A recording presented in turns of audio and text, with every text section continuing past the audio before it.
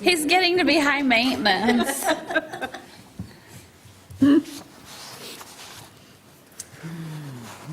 Okay, you guys, I have 5:30 by my clock, so are we good to go? All right.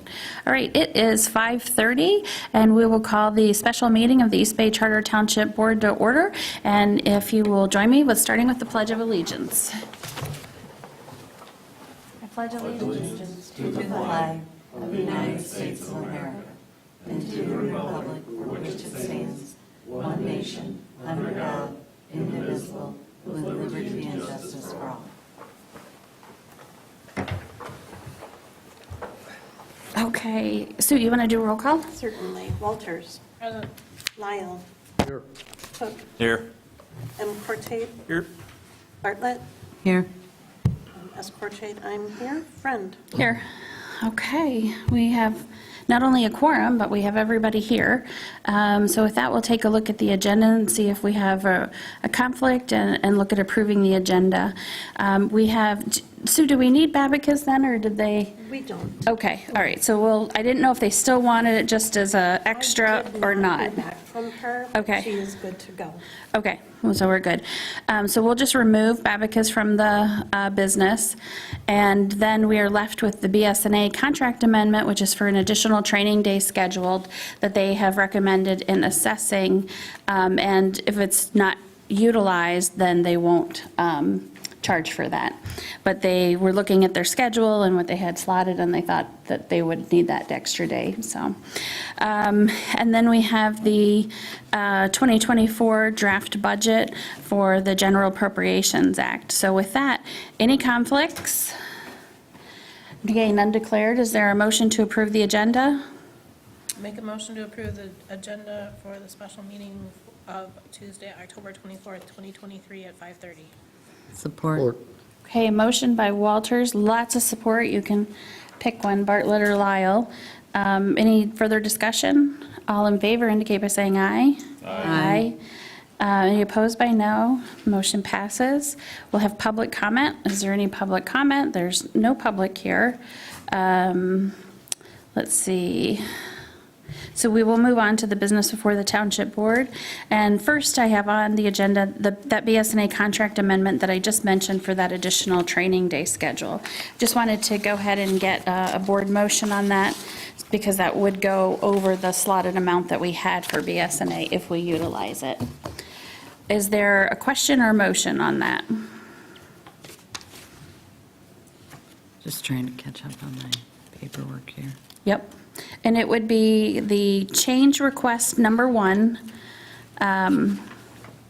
for the BSNA software cloud conversion. I make a motion to approve the additional 1 day of training if necessary. Is that what you needed? Yep. Motion by Bartlett, support by Walters. Any further discussion? All those in favor indicate by saying aye. Aye. Any opposed by no? Okay, that motion passes. Okay, with that, we'll get right to the budget.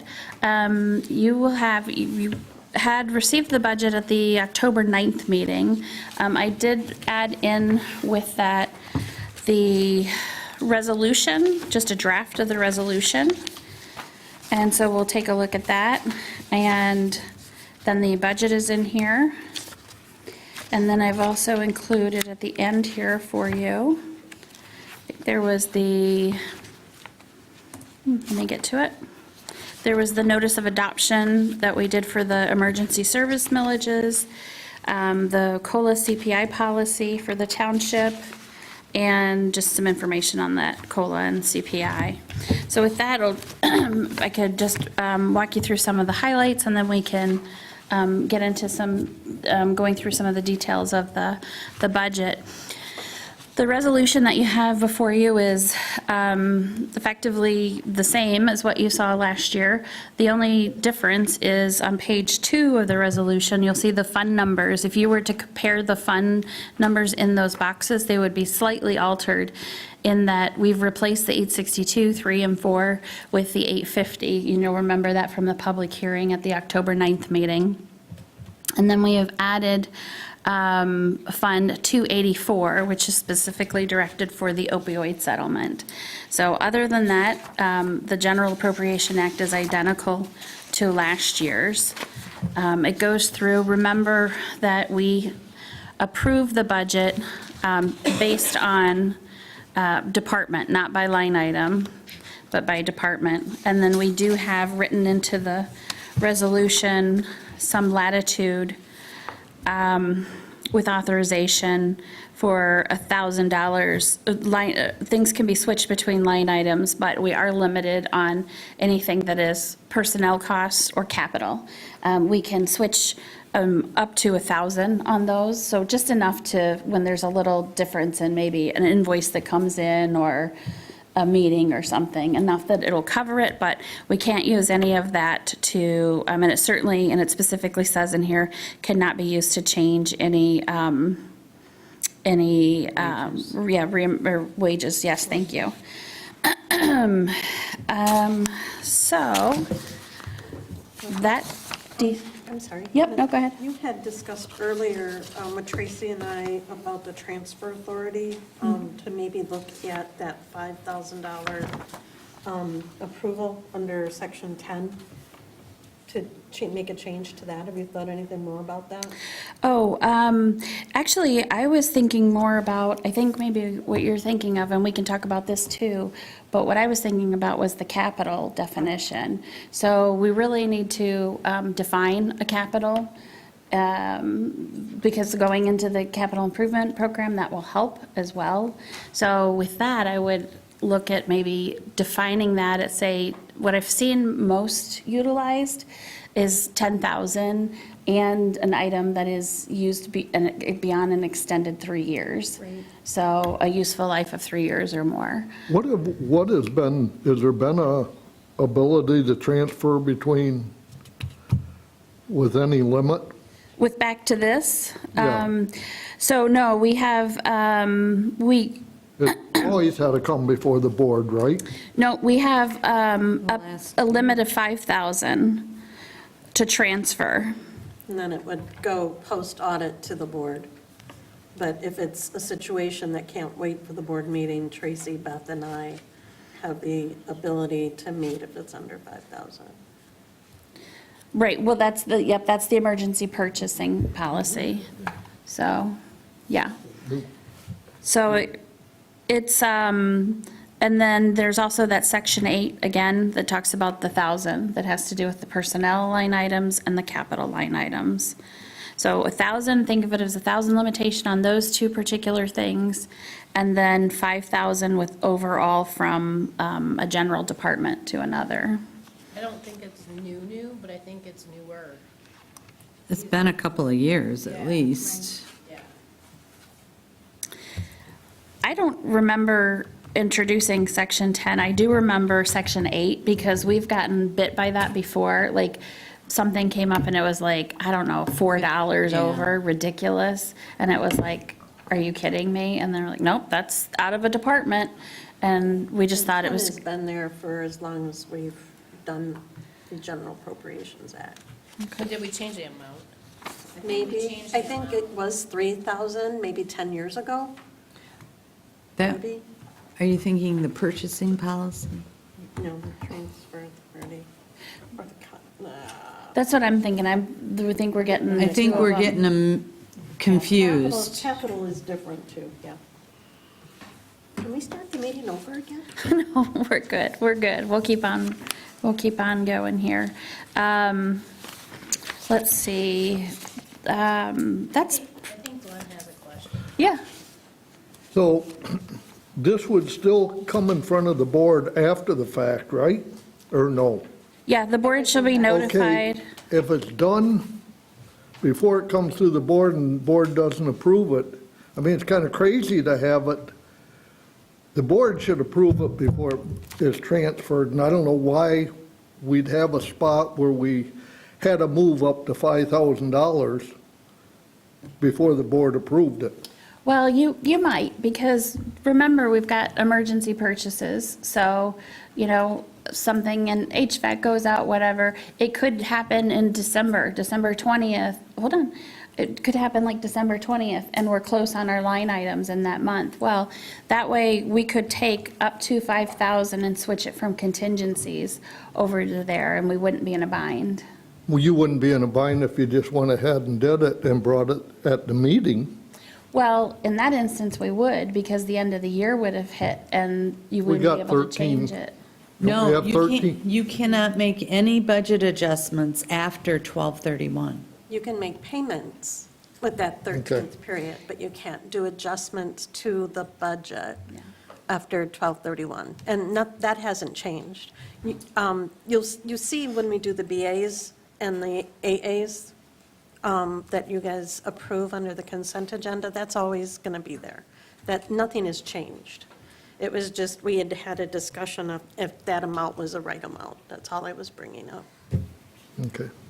Yeah, the verbiage in this hasn't changed, and you do see that in that budget amendment log. Okay, let's see. With that, we'll go on to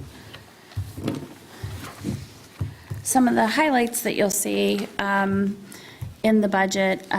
We did calculate the wages at 3%, because remember, I'm working on this quite a bit of time before Social Security announces what their COLA is. So looking at what the projections were, I felt comfortable with going at 3%, and it came out at 3.2. So the numbers on the wages you will see just slightly altered, just to account for that 0.2%. But over the entire budget, I don't think that that ends up being $2,000 worth of difference. So it's very small. Question, apparently, it depends on what CPI you use when you look at what an increase is, because I look at when I go to the grocery store, stuff is doubled. And when somebody says 3%, I'm not sure what kind of, where they're getting the 3% from. Yeah, CPI can be a different basket of goods. It depends what you include with it, whether or not you include energy, things like that. So this very last page in the packet will kind of go through that with you. That cost of living adjustment is kind of what we've used, that I've known in the past several years. And we rest on what the Social Security does, and that's COLA. They use, I don't even know exactly how they come to their percentage for the cost of living. I didn't delve into that, but it goes down through, you'll see at the CPI, at the bottom question, it says, is CPI a cost of living index? So, and it talks there about the question that you're having exactly. Well, this is for apparently the Social Security is what uses, or come up with this formula. I can understand why they did. Yeah. But for the average American person out there, we're not even scratching the surface. Anyhow, that's just my question. Okay. Again, those wages are calculated at 3% in here. The one place I will say differs is, if you'll recall, in the emergency budget for the ambulance, we had a 7% buffer in there because we didn't know where we would be at, and we also didn't know if there would be any industry adjustments. So we even have a bigger buffer there. So we'll be fine with that. We won't move the wage numbers in the 210 fund, but in the Fund 101, if you look between this and what will come to you in November, everyone that's a wage will be changed by 0.2%. So can I just confirm, so that buffer was built into the budget that we adopted in September, but we're going to follow the same as the rest of the staffing at 3.2, right? Yes, all for the employees. ambulance, yes, for the ambulance, but again, Nick and I are just starting to take a look at what some of the other agencies are offering and where we are in a competitive place with them. So we're just beginning to take a look at that. So if it's not utilized with that, then of course that'll end up going into their fund balance. Yeah. Thank you. Yep. You'll note in here that we have the funds for the capital improvement program, where we just awarded the project to Beckett and Rader. So those funds are included in here. We have some additional audit costs due to ARPA. So last year, I believe the additional, I think it's called a CLSR, I forget the acronym, but it was about $3,000, so I added that in again as well.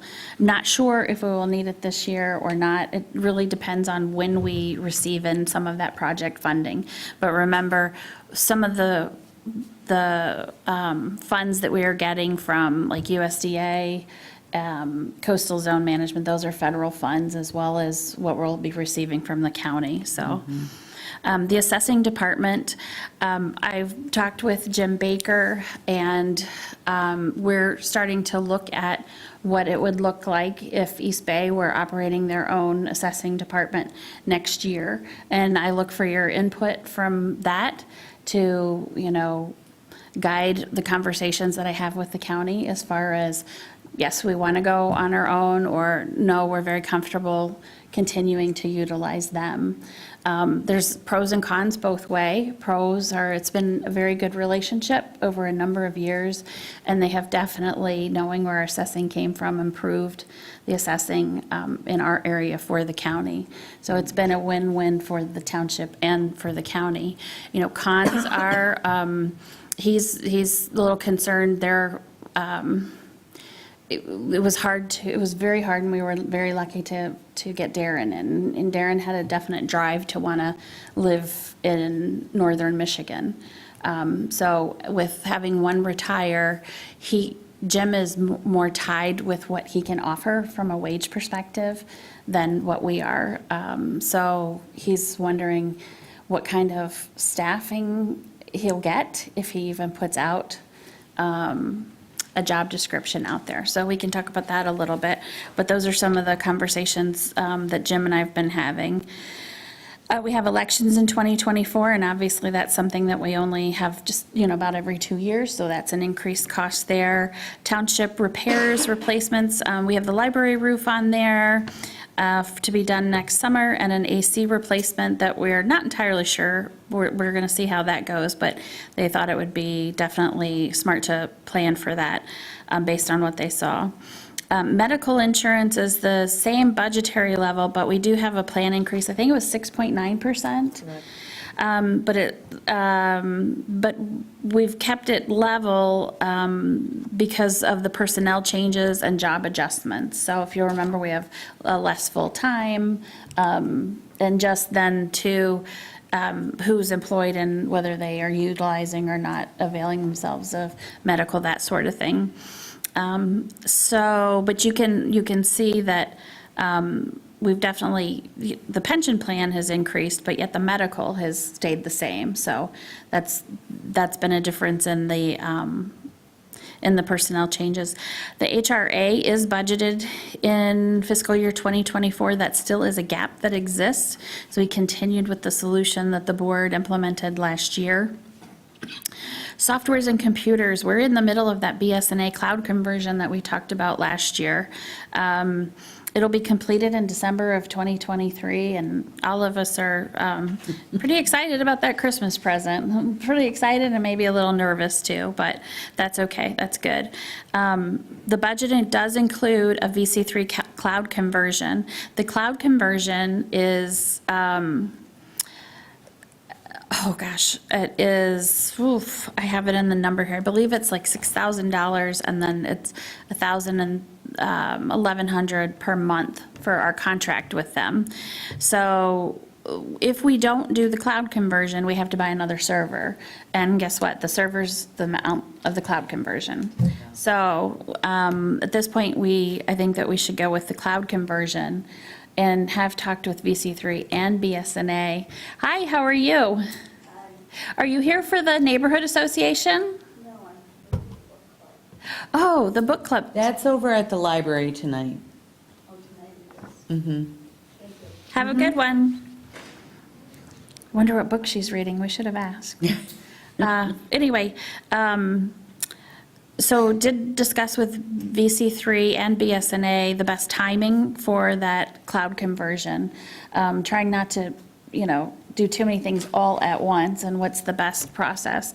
And they felt it would be better to convert to the cloud after the BSNA. So get BSNA off the server, obviously, basically, because we wouldn't want to convert and still have then BSNA on the server, that sort of thing. So it would be after the BSNA. And then ClearGov, I mentioned for budgeting and CIP planning, that's in this budget as well. Have talked with several, probably about 3 people who have used ClearGov and have had excellent feedback from them. This interim city manager has used it before and is looking at having Traverse City come onto that system, and spoke very highly of it. And I believe he had used Munitrex too. Munitrex is, there's 2 that incorporate with BSNA. So I wouldn't want to use one that doesn't incorporate with BSNA because that would be really a pain and kind of, yeah. But in the 3 conversations I've had, I have heard very good things about ClearGov as preferred to Munitrex, and I'm happy to reach out to both of those, but I really have had much better reviews from people with ClearGov. Let's see, the road projects have been increased due to revised estimates, so there's an SAD out there that came back much higher. We're going for the 3rd public hearing, and I need to get with you tomorrow so we can get that in the paper. Let's see. Afternoon. Okay, sounds good, sounds good. So the amount has been adjusted for that, plus we have the brining in there. Planning and zone, one thing I will note, in the brining, I just kind of kept it the same amount, the same number of roads. I didn't add. You remember last year they kind of tweaked our roads to like, here's all of your roads and here's what we cover. And ours didn't kind of line up, but they never really corrected that. I'm not sure. We didn't get any complaints though from anyone that I know of that said you used to brine and you weren't here. We did not get that. I did have on a road or 2, will you brine this? Because it was a particularly bad year in the beginning of the year, I guess. That we had, I think, at least one road I know of where I got complaints where we weren't getting them before. So I don't know if we want to include any more roads in that or not, and we probably have a little bit of adjustment room in there. Planning and zoning, several initiatives under planning and zoning. That village center study department will show. We were notified of an additional $10,000 grant award through the fellowship to work on a project, and they like the fellow and the department to come up with a couple ideas and take it to the MEDC and work with them and see what fits in that. So they've been with some discussions on that. So they're going to look at that, but it looks like we'll have $10,000 to put towards a project in that way. So that money is incorporated into the budget. Continuing to work on the zoning ordinance rewrite. That is projected for consideration of approval in the spring. And the trail study shows the Safe Routes to School initiative, which we just approved that contract that has the design through the bid letting, and that's included in this budget. The Beach District, the USDA and the Coastal Zone Management grants will have a lot more activity in 2024, you'll find. So the revenue and the expenses are incorporated in. And Claire and I just sat down and tried to time out these, how much of the grant we think we'll have done versus when their reimbursement is allowed and when we can bring in those funds and when they're expended. So we've tried to time that out between 2023 and 2024 or later. Let's see, this budget does include continuing to work with Traverse Connect, which we started last year at a contract price of $15,000. It does show hiring a 3rd person after the fellowship for the last quarter of the year. Again, that position would be half funded by short-term rentals. So that's one of the primary things that they would work on is short-term rentals. And you'll see that funding as we go through the budget being shifted from one fund to the other fund to accommodate for that. And they continue to work with the RRC certification. The Parks Commission, you'll note that they have Holiday Woodlands Natural Area Planning in there. So there is a grant from Seeds, or no, I'm sorry, not from Seeds, from the Rotary, to do some initial visioning in there. So that's incorporated in. Also, Jen's Park improvement, you'll remember a few years ago, they had an improvement to help kind of facilitate the buildings and grounds down there, plus make it a nicer placemaking for people who utilize the park. And that was kiboshed because the water levels rose so high. And I was at a meeting many months ago and talked with the Eagle rep, and she's like, yeah, you should bring that project back. And so I mentioned it to the Parks Commission, and they took off with it and are having the Wade Trim dust off those plans and look at improving that park. Grace McDonald has some miscellaneous improvements in there, and Arbutus Lake number 5 kayak launch. The kayak launch won't go in this season because you take it out for the season, so there's no sense in putting it in right now. So we'll hold over those funds. They will buy the kayak launch, and Spence Brothers, who's the contractor, will hold the kayak launch, and they will install that in the spring. Buildings and grounds, it does have the new vehicle in here. We talked about this a little bit, and the board was supportive of buying the truck now. So prior to me talking to you at the last meeting, Dan had gone to like the 3 major Williams and Bill Marsh and Fox Motors to see what they had in, and had gotten 3 prices on 3 different trucks that ranged from about 60 to 70, I think it was. And they have the plow and all of that. So after the board was supportive of that, he went back and I said, you know, which one do you feel like would serve the purpose the best? And he said, you really like the Fords, which, you know, that Fords are a great vehicle. And went back over and talked with them, and of course their vehicles are changing like every day. Their one did come in that was a cab and a half, and has the plow and the short bed, which will help with the plowing. So he got the price on that one, and they're holding that for us. But wanted to see what other, you know, we just talked about this at Metro today. I mean, they went downstate and looked for one, and our board told them we'd rather them pull local. So I just wanted to see how much you want us to do with that, or what, as far as it's a really quirky time with these vehicles because you call and they're there and then they're gone. This one, we have them holding it while they're prepping it, you know, either for us or for the next person who comes along. So Well, I can certainly. They have one in stock now? How long are they going to hold it? They, think it's November, like 15th or something like that, they said they would hold that till. Can't believe they Okay. hold it that long. My only comment is just, you watch the news tonight, like there's another 5,000 people striking. Yeah. Yeah. It's gonna get to be rare, So if and that's a concern too. So I wanted to make sure the materials that I would bring you would be sufficient. I have the price sheet on the one that they have in for us, that they're holding for us, and I have the 3 price sheets of the others that he looked at that time of the day of our last That aren't meeting. available anymore. Some may not be. So wanted to see if that is sufficient material. I'm happy to gather that, make the copy, you know, all that kind of stuff so you can review those. But wanted to make sure I wasn't missing something else that you would want to see.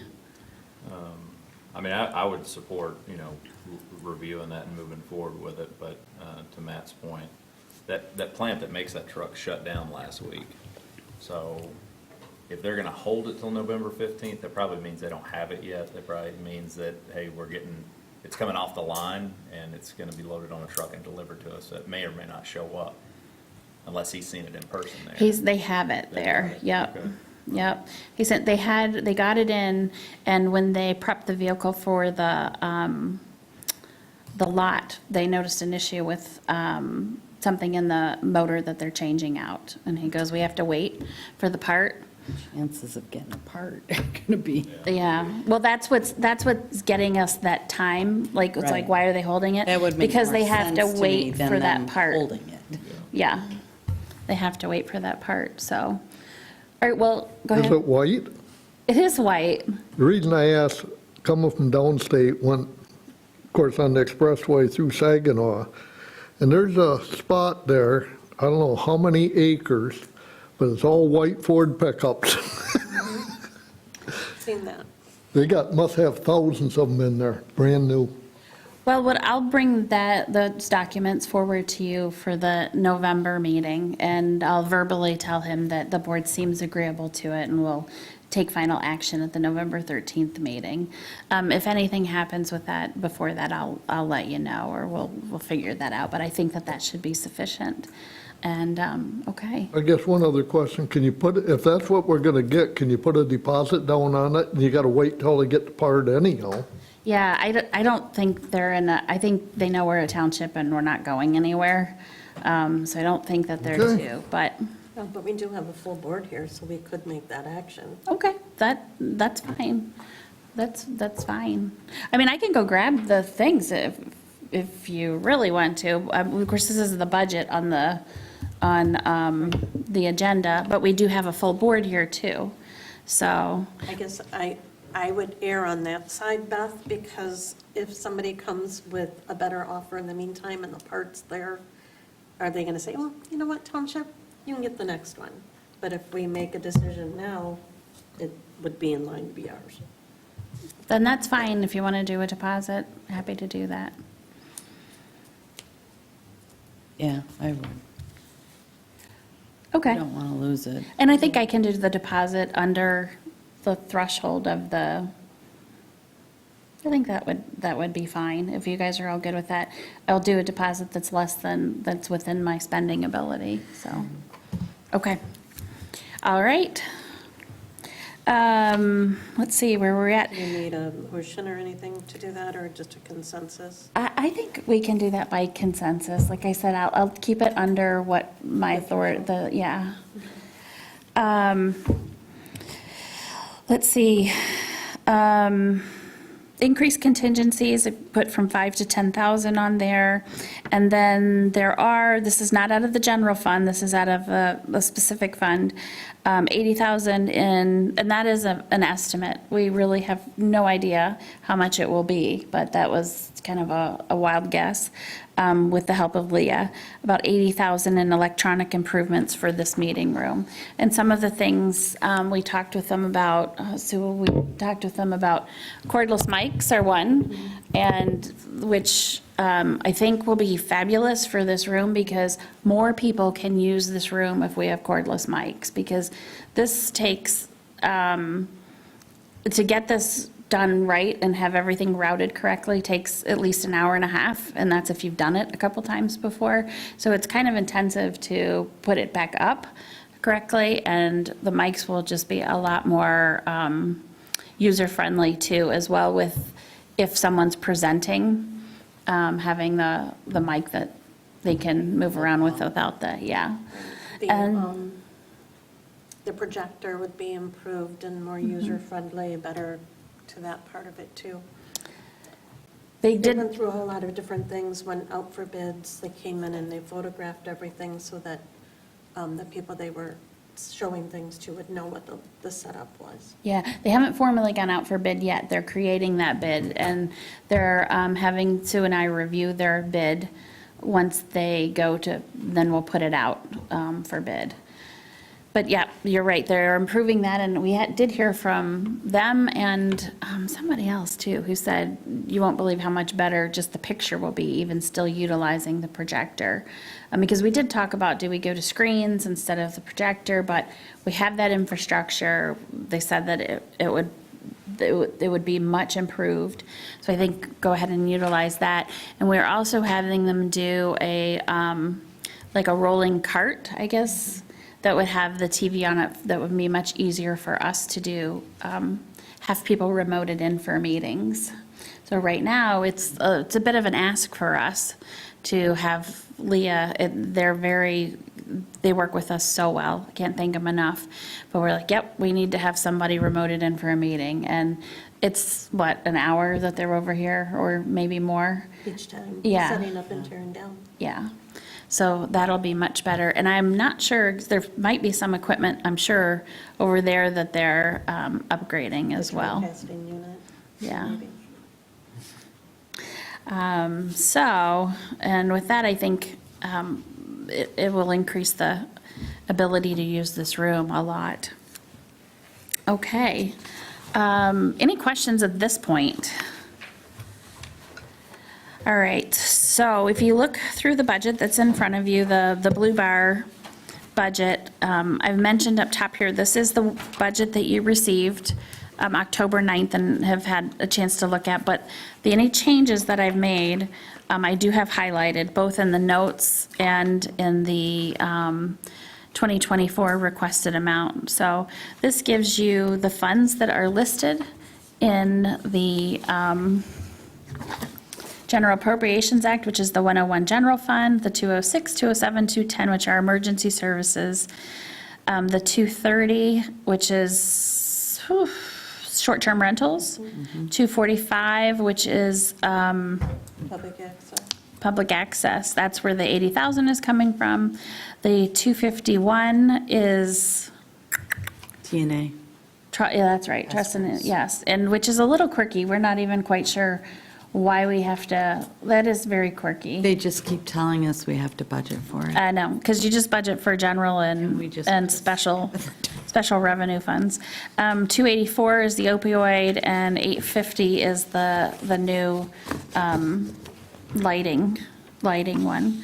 So with that, you have the 101 revenues in front of you. You'll have the 2022 activity, then you'll have the original and amended 2023 budget, the activity through September 30th, and the projected activity for the end of the year, and then the requested amount. So a couple of the current property taxes, and if you want to go through this any other way, just yell, but our millage did not roll back this year. We are still at .6871. And so we also adjust that by what we historically see revenues over the estimated revenues are, which is about 1.0108. And that's the calculation. Swampland tax, you're familiar with that. Mobile home tax, again, that was just slightly updated. Summer tax collection payment from the school districts. Licenses and permits that will be affected by the fees that will come back before you in December, although I'm not sure we expect to see too many fees go too many places, but may. And cable franchise agreement. That's one I've been kind of watching a bit because I'm concerned about that cable franchise agreement and where it will go into the future. So, I mean, I do think it's a long-term watch. It's nothing that I'm worried about in the next year or 2 or 3 years even. But I think long-term, the board should be cognizant of that How funding. much streaming do you do? Right, exactly. Park rental fees, local stabilization, and that has just been kind of a crazy one with Yeah. the PPT. Yeah, because we're at the 10th year, it's kind of dropped off now. Yep, definitely. State revenue sharing, and we're one in the minority that we still receive the statutory or the cities, villages, townships revenue sharing payment, and that is lumped into that as well. The grant awards that you'll see that we have income coming in, CEDM, the $10,000 that I mentioned on that grant we were just notified of in the past couple weeks. RRC zoning ordinance, and that's the pacing of that last payment of $7,500. I think that was about Was that 30,000 that we received for that zoning ordinance, if I remember correctly? I think it was broken into 4 Don't payments. remember. Off the top of my head, I don't recall. The beach district, that is parsed out at 70,000, coastal zone management at 64. And remember, the USDA is a no match. So that, is revenue coming in. The coastal zone management does have a match to it, and that's included in the expenses in this budget. And then you can see the 2023 revenues I put in there too. Yep, so it was 22.5, yep, for the other, plus we already received a 7,500 payment. I believe we did. Anyway, the 2% that we received this year was a wash going to the Land Conservancy that they put in for that through us as a local unit of government. Seeds, the 10,000 that we have for that holiday woodlands planning. The DNR Trust Fund that you'll see there, Michigan Natural Resources Trust Fund for $58,540. That is the repayment, the 10% holdback, if you remember, when we purchased the property. Whatever they commit to the property, they hold back 10% until everything's done and everything is filed with them. And so that takes a little while after the purchase. We think we closed on that purchase the end of July last year, and that came in then during this year. We're anticipating, and this could change, that the DNR Trust Fund grant of $300,000 will go in for reimbursement yet this year. And we'll probably won't get it this year. We'll probably get it in like January, February, and then book it back to this year. And then we've had some funding come in for the beach district, but small amounts at this point. And I think that might have been from Beta who partnered with that. I can't recall on that source, but. You see passport fees continue to be a good thing for us about, oh goodness, what are we at?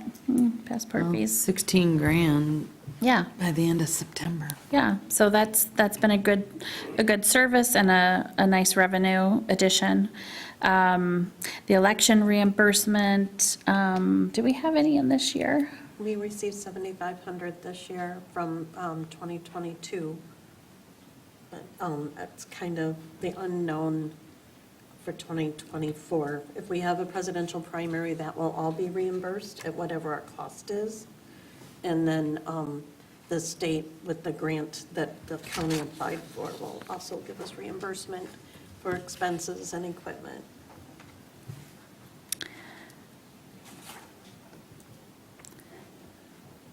That's 7,500. Yep, sorry, I'm was just- received.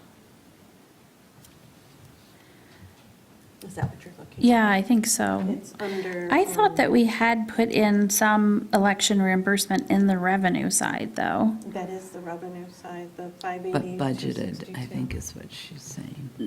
It was something that was, No, I thought we put some in the 2024 budget. That's what I'm that we saying. have, yes. But Yes. But it's not here. there. It's not Put it here. Down farther, it's under election reimbursement, 676. Oh, okay, got That's you. at 58,000. We've got 2 line items with it, okay. So maybe we'll want to merge those together, or, Some is reimbursement and some is grant.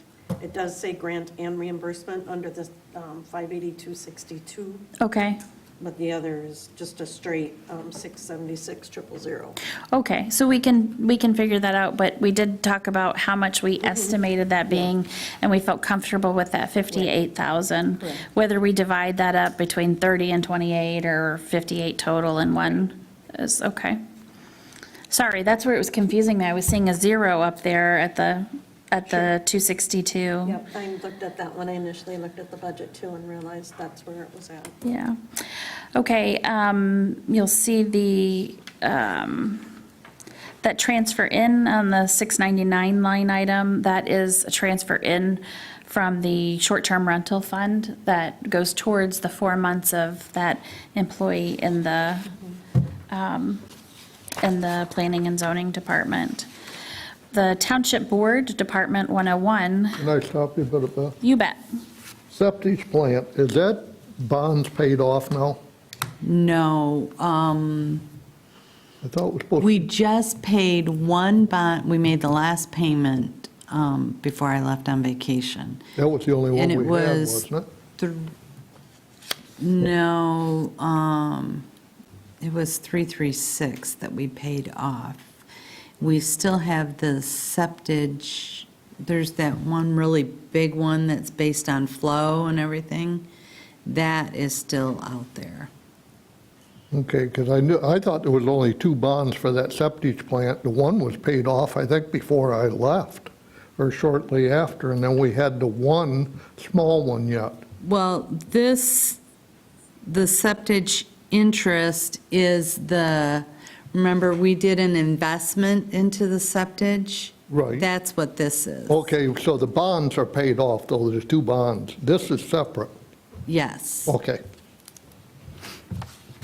Okay. Then we'll scooch over to the 101 department. As I mentioned, we'll be adjusting those meeting fees and the additional special meetings by that 0.2%. But pretty much everything here is standard 3.2, no, by 3.2, not, by point, Yeah. additional point, Additional yeah, point. yeah. okay. We got it, we're on the same page. Okay, nothing too much in here of interest, other than you'll see on the 803, that does have the 14,240. And then I rounded up a little bit, because as I mentioned, when we approved their contract, we do have an hourly rate if we ask them to do anything else. And I anticipate asking them to help us take our fund balance amounts and titrate them with those capital needs and plan that out. And that's when we'll talk about, because we really need to take that fund balance and dedicate what's unrestricted, what's restricted, what's directed, and that sort of thing. So we can use that process to do that. I think it'd be a good time to do that. MTA is, again, in Grand Traverse County. I don't know if you remember, but they got a 2-year contract. So love it or hate it, it's kind of convenient. At the same time, you're doing double duty. And I mentioned the audit had the additional amount, CSL, FRF, at 3,000. Any questions on that? Consultant services, year-to-date less than what the projected 2023 will be. Let's see, probably because, I did take a look at that, and I think it was because something came in, oh no, because something's in there that I need to have moved. That's why. Yep, I think what we did, yep, that's exactly it. There's 15,000 that I logged in, had them log in under consultation services, and they really should, it's that 15 for Traverse Connect, and it should have gone down into like the 620 something. And I saw that today, but we'll need to do it as a budget adjustment. Okay. Because when we make the move, it'll cause that cost center to be overdrawn. Okay. And I don't want to do that until we can get that taken care of. Okay, that sounds fine. Let's see. Oh, I missed mine. Okay, supervisor's office, you'll see salary, payroll, supplies, I just put a stock 1,000 in there. Education, association dues, mileage, travel, lodging, meals, cell phones. So pretty much the standard stuff. And as you can tell, I don't file my expenses until the end of the year because there's like nothing in my accounts there. Any questions on that department? Okay, we'll move to the clerk's office. We have salary, same line items, and really, this is pretty much for both the clerk and the treasurer. Salary, wages, payroll, education, association dues, mileage, lodging and meals, cell phones, and capital. And we took that capital, Sue had 5,000 in there before, but I said 5,000 really isn't capital, and the stuff that she was spending that on wasn't capital type of things. They were more like supplies. So we didn't end up putting a supply line in here, but You do have a supply line item through the elections, which is what I figured you were thinking when it wasn't in there. So if you wonder why that 5,000 isn't under the capital. So, and again, we'll need to define that formally, that definition of capital, so that our consultant knows what we're looking at for that. Any questions on that? If we skip a little bit down to the 253 on the next page, the treasure is very much the same. The only difference is you'll see the supplies, and that is the printing, is it not? Yes. The printing and mailing, the tax supplies envelopes? Well, yeah. Yes, sorry. No, I'm sorry. I had to look. Tax supplies is the printing and the envelopes and stuff. That's the 5,600. The supplies, like last year, we purchased a cash counting machine. So it's any equipment that we might need. Okay. So those are the only two that are different, so, or the same, because I as well have a supplies in there too. Any questions on the 215 or the 253? Yeah. Actually, then maybe this question is for Sue, but with the 9 days of early voting and all the changes, is there gonna be more training required than typical? There's much more training. Or is it grant reimbursed training or how? No. We've got that in the election department. Oh, okay. For inspectors and specialists that way, that's all under elections.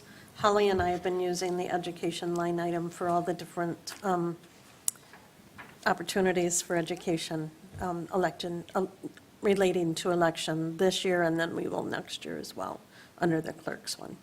So is that, because it says 5,400 was spent in 2023, is the 4,000 for next year?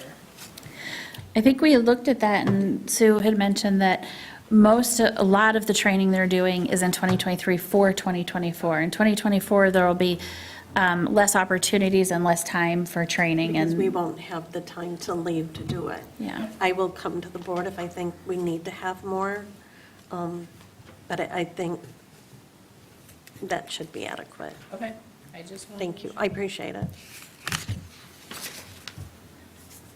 Okay, we'll go back to the 247 and 217, pretty standard passports or supplies, and the Board of Review is the Board of Review. We still do need individuals for the Board of Review, so if you know someone who's particularly interested, that would be fantastic to forward them on to assessing or to me for questions on volunteering with the Board of Review. It's not volunteering, they do get paid, maybe that will Well- entice them a little bit. Well, and they are here for quite some time, so they do get lunch and dinner, 2 days, And 2 usually a days. scone, 2 days, what's that? And usually a scone. Oh, usually a scone, that's right, for the one breakfast meeting, that's correct. So, you do what you can to bribe people but we have great Board of Review members, right? We have great Board of Review members. We just need to add to them, because if one of them is sick or gone, then I'm in a bind. So, okay. With that, the Assessors Department, so we talked a little bit about the Assessors Department and what we're looking at. I did put together some initial numbers on where we would be at. We definitely won't be saving anything going further.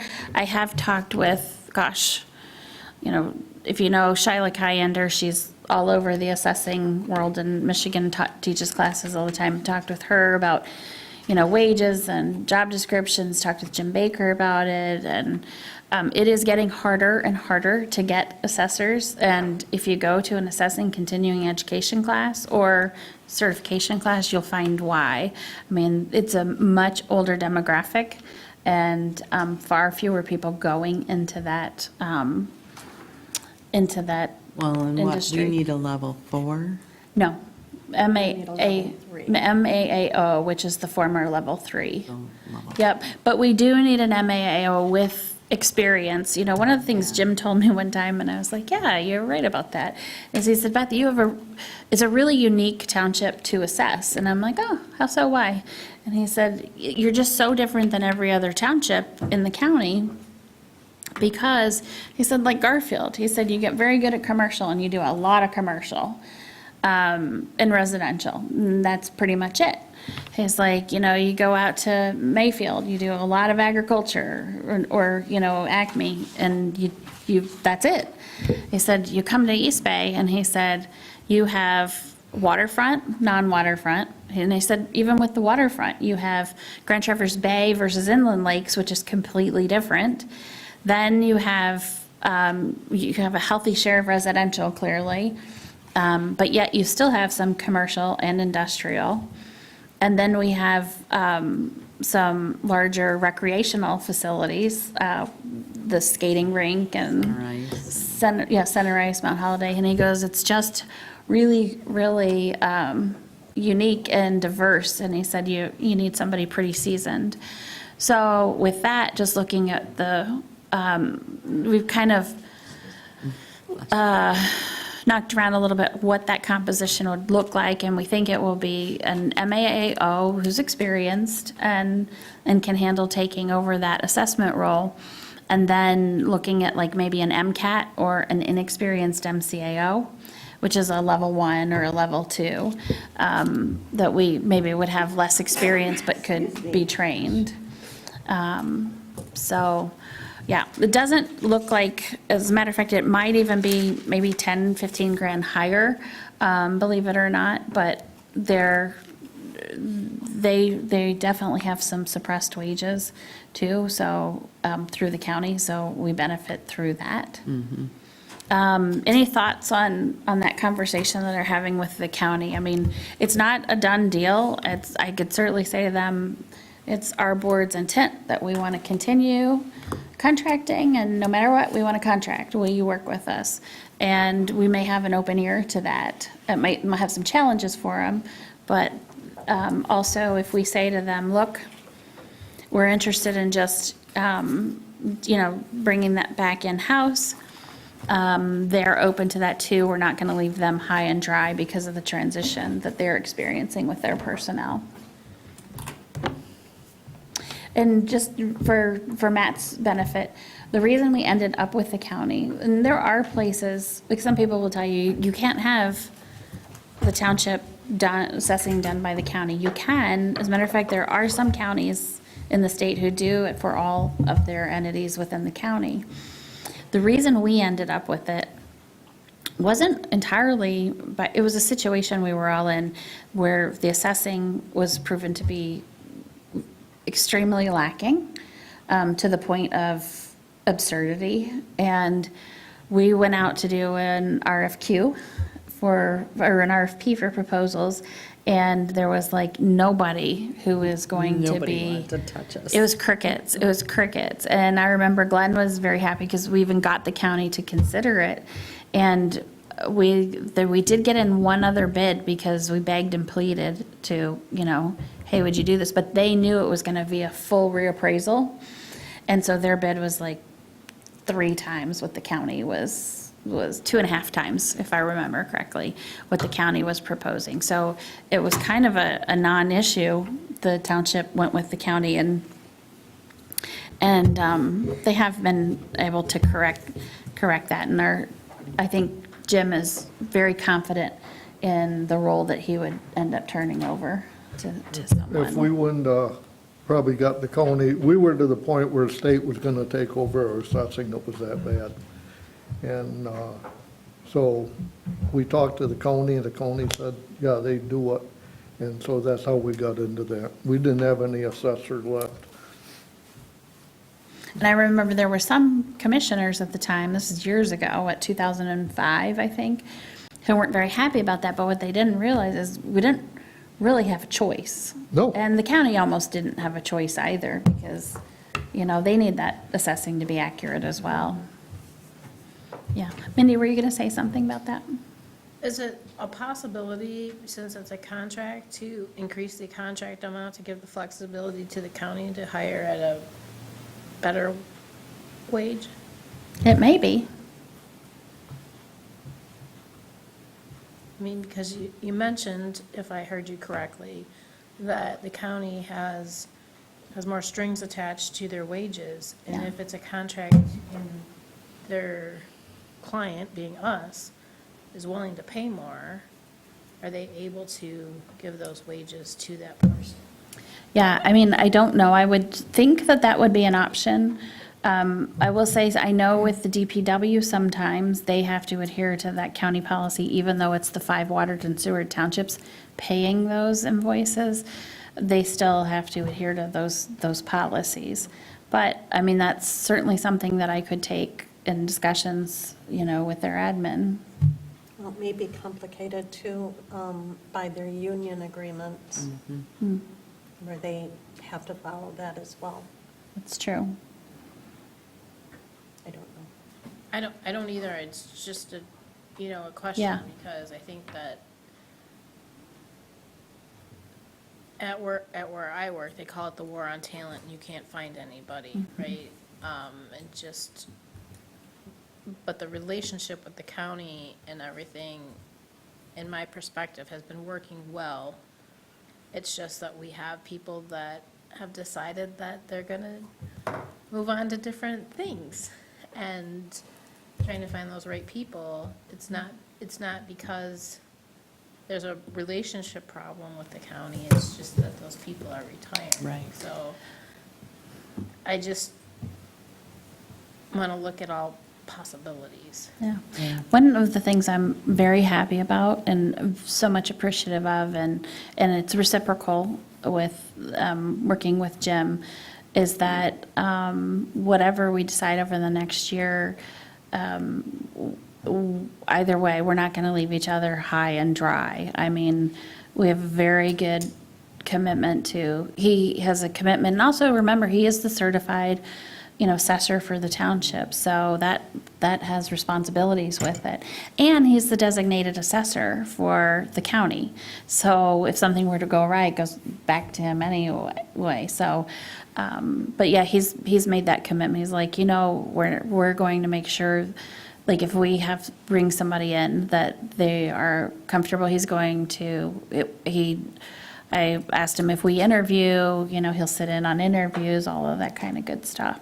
So I think either way we do it, and I'm fine with either way. I am so indifferent, because I manage them anyway to some extent here, even though they're not employees, do you know what I mean? So it's not much more if they are an employee.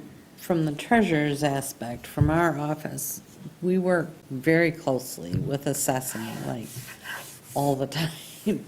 And I love the fact that we have the access to different tools that the county brings. I don't know that that isn't something that we, our own assessor couldn't get as well. I don't know. But, Susan especially is really good at finding people, which is very helpful to us.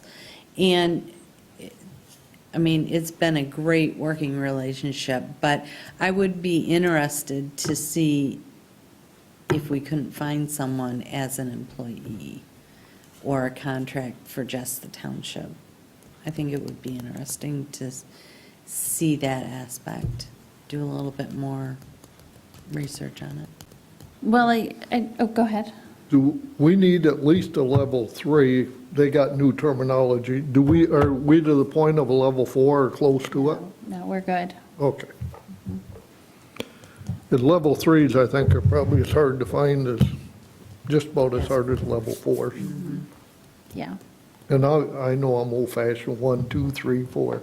I still think of them in that way too. I force myself to use the letters, but yeah. I don't even know what the letters are, so, When I was an assessor, I was a level 2. But yeah. I can't get with the acronym of all the letters either, so it'll always be a 2. Okay. Well, one of the things Jim mentioned to me is he said, maybe we put something out there. the city of Traverse City's been looking for a deputy assessor for a while now. They just pulled it back and reposted it with a higher salary range because they just weren't getting the applicants. So one of the things Jim and I talked about is, maybe we put out a township posting out there, job posting out there, and we see what type of level of response we get. He's juggling too on his side, staffing, the ability to hire or not to hire. And he has more of an organizational structure to go through, so a little less flexible than we can be here. So I guess with that, maybe what I would probably proceed to do, if this makes sense for you guys, is I'll put together a budget that would be, we'll leave this in the budget for right now, because we can always amend this. I'll put together a tentative budget, let you guys take a look at it. I'll bring back a job posting that we can approve the job description. And then we'll put it out there and see what we get. Well, we have, 3 months? Yeah, that's one of the things in the posting where we're going to let people know, because no assessor is going to want to, that we would want, leave any place before March Board of Review. They're going to want to tie up wherever they're at. And so we would post the listing with the expectation that, or with the verbiage of, this is to be filled, April 1st or later or whatever. Or the expectation is they would be at work after the March Board of Review. Is there any overlap that makes sense? Yeah, and that's part of that flexibility that we have with that good working relationship, and their commitment not to leave us in any type of a lurch. Yeah, definitely. Definitely. So, Sounds good. okay. Well, that gives me some direction, and I appreciate it. All right. Let's see, and I will too mention with them as well, with the county, I'll also mention too that the board's amenable to continuing with the contract if they have flexibility or can do that too. Or, so we'll just continue to work with them, and I'll keep you up to date. What are the, just curious, what are the other, I know we did this for a specific reason in the past, but what are the other townships in the area doing? Yeah, so some have an employee, like we would, that would do just the township. Many assessors have multiple units. They So have you'll contract find, Services. you'll find a lot of that.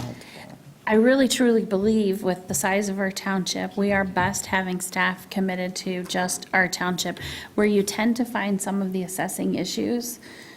Not that I am an expert on it, but just having networked with, the instructors that I go to, that sort of thing, is that when you have a lot of those multiple units, you tend to get some stuff that is missed or put through. I Well, mean, you don't remember get the there's, customer service. I mean, they're supposed to. yeah. They're supposed to be reviewing every property once every 5 years, so that's a 20% on-site or through pictometry, looking at the property for reassessment. And, those can get missed sometimes too, so. Okay. Well, and we're busy enough. I mean, we have people in daily that Right. that need to talk to our assessing. Okay. Makes sense. But I'm guessing that budget that you're talking about, this proposed budget of having somebody in-house, includes the salary and all the technology, probably, the cost that would come with that. Yeah, So I'm and sure that's, when I kept thinking, well, we can do it for this budget, and then when I was sitting there thinking about it, I was like, well, wait a second. The salary that we're looking at and the staffing we're looking at, yeah, we can cover that, but it becomes everything else that, it's the education too, and those start to add up, and so we'll be over that. Definitely what's budgeted. And that would also affect the pension and the benefit package. Yep, and I added all that into, yep. Medical, all that good stuff. I just assumed an average. Because that's hard to always figure since it's based on age and who's using it. Yeah. It's not Yep. a set number. Okay, well, thanks for the direction on that. I appreciate it. Elections, we have, Sue, do you want to cover some of this? I know we sat down and talked about some of the staffing and the 9 days.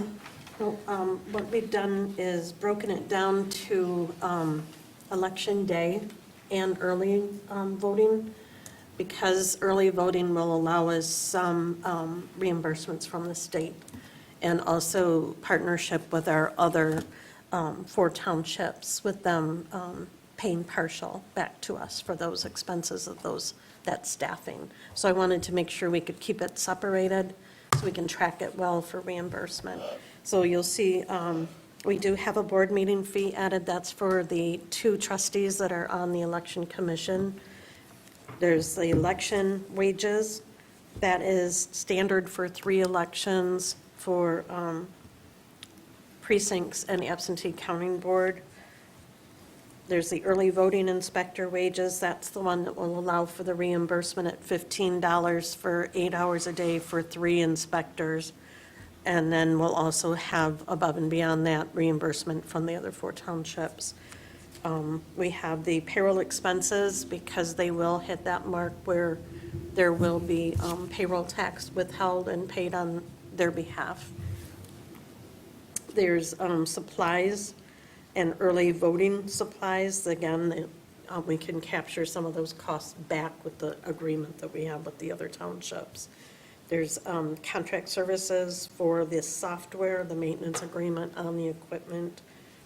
There's printing and publishing.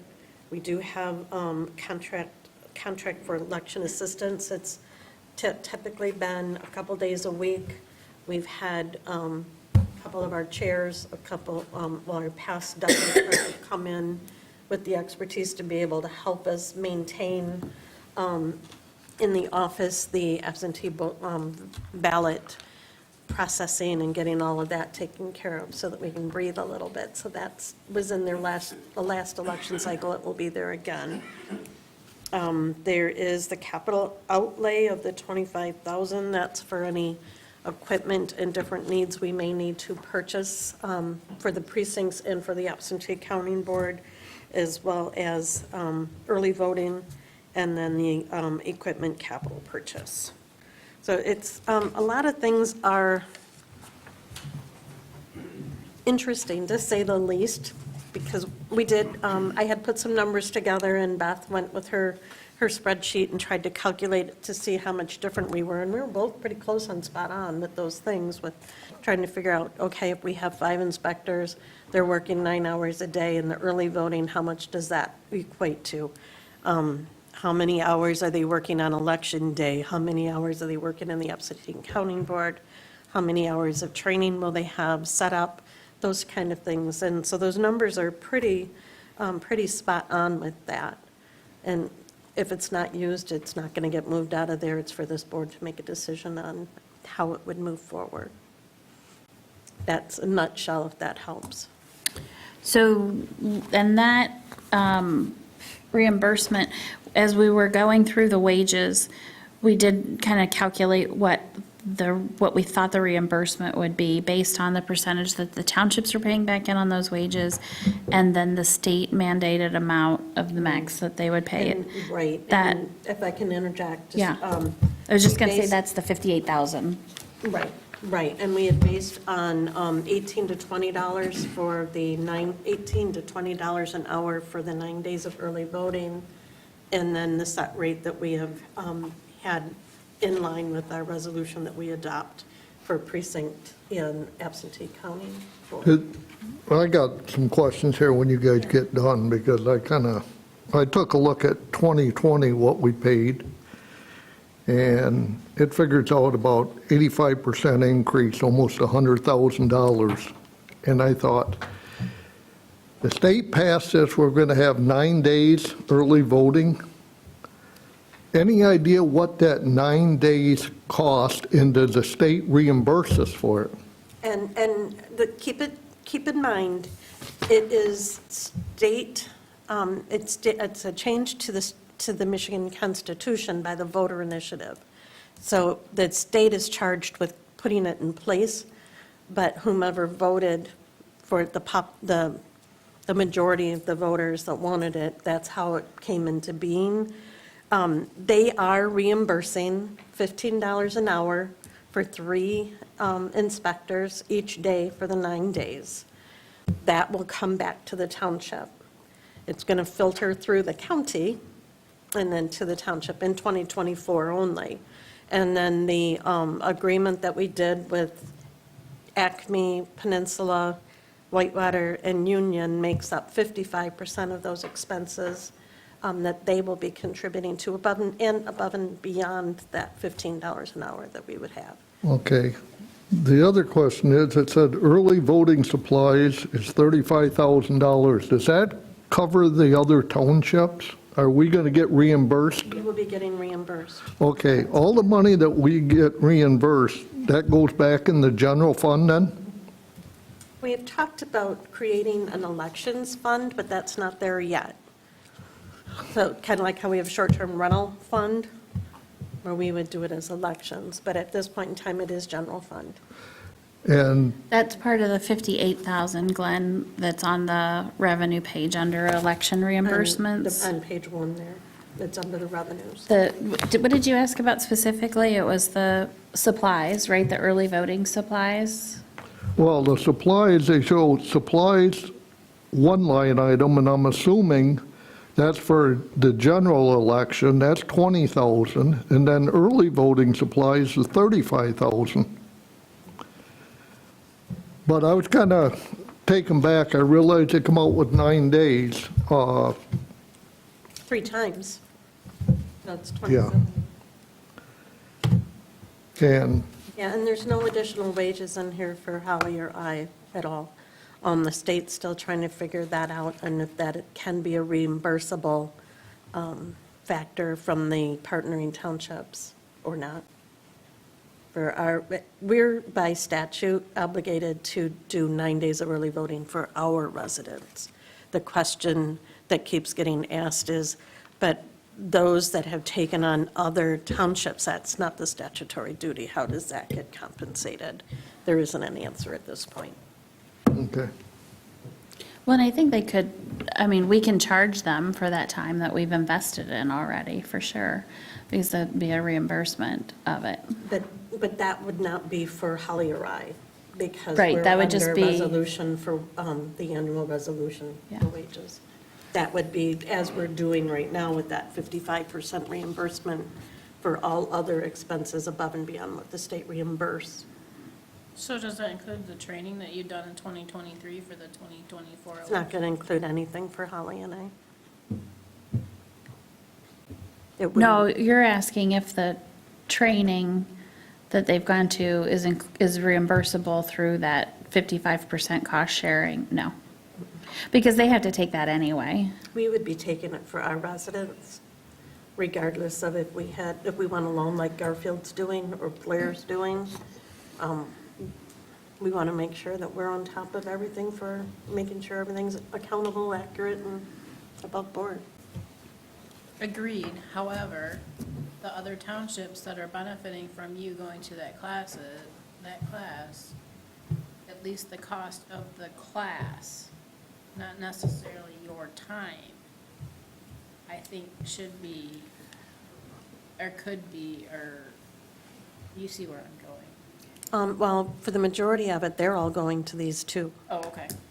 because they're still obligated to register their voters. I'm requiring them to come and be in our office by percentage, so that if something happens and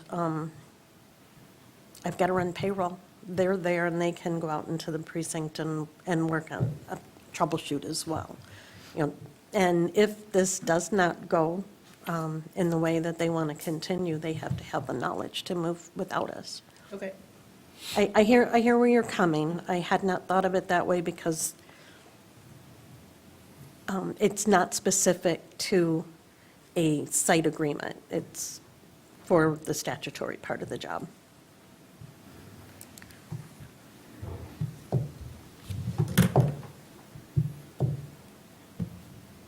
Does anybody else have any questions? Okay, we will, and when Sue was talking about another fund, one of the things I mentioned to her was, because elections are so cyclical, potentially moving it into another fund, where we had said last year, hey, when we don't have elections, we still budgeting in 58,000, just to hold that and make sure. So what we could do, instead of this, like, hitting our budget and spiking and sinking like that, is just continually put like 58,000 in the election department of this, and then transfer that out into that other budget. And then, what we do is we have an initial amount, and there is a fund balance, plus how much is put in every year, and then we escalate the costs, and we escalate the contribution, and then we make sure that it never hits like below a number that, I mean, it won't go into a zero fund balance. And then we can run it through like that. I was talking with Manor Casteris, accountant. Actually, I don't think he's an accountant. He worked for the Department of Treasury for like 20 some odd years. He's really a great resource at Manor Casteris and what one of the MTA things. And he's like, I don't think you should do that. And I'm like, yeah, I kind of think we should.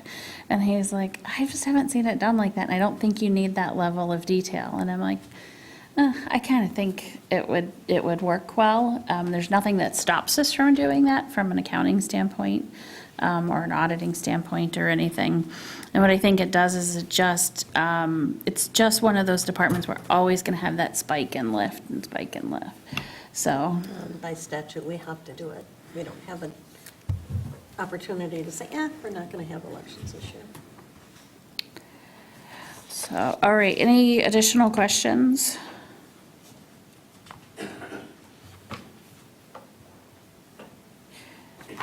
Okay. So I don't remember why, was there a machine in that early voting supplies? Is that why that was up higher, that There is, 35 yes. machine? Yeah. Yeah, the early voting we have to have early voting tabulators that cannot be used in the precinct or absentee counting board because they're still sequestered and under lock and key until after 8 p.m. on election night when they can start to be tabulated. And we have put in for reimbursement with the county for the state money, but no guarantee that we'll get it. And so we need to expend that money. And yes, it would be shared by the other jurisdictions.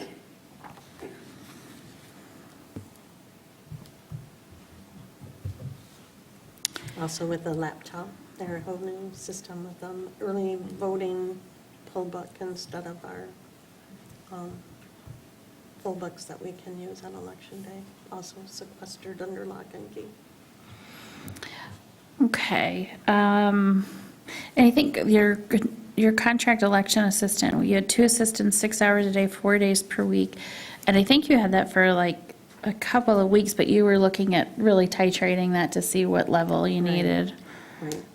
So that number may not, Well, and Be with quite- the unknown of permanent ballot, we're expecting absentee ballots to spike even higher.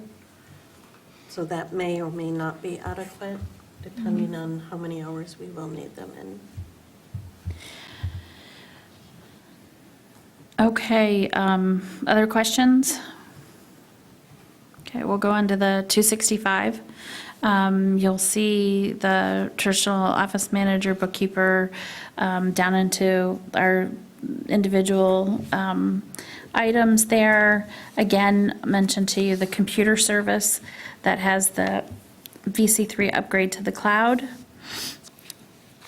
Again, I did have the amounts in here. 6618 is for the conversion, and that's just about what the server replacement was. I think the server replacement was like $6,000. BSNA has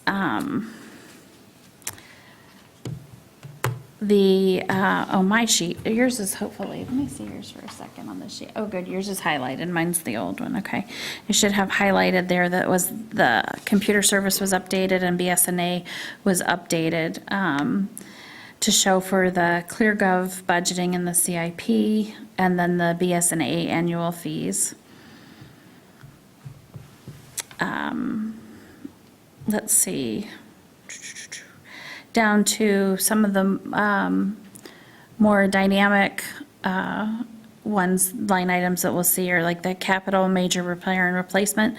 That's where we have the AC, and then the exterior, we have the roof in there for 35,000.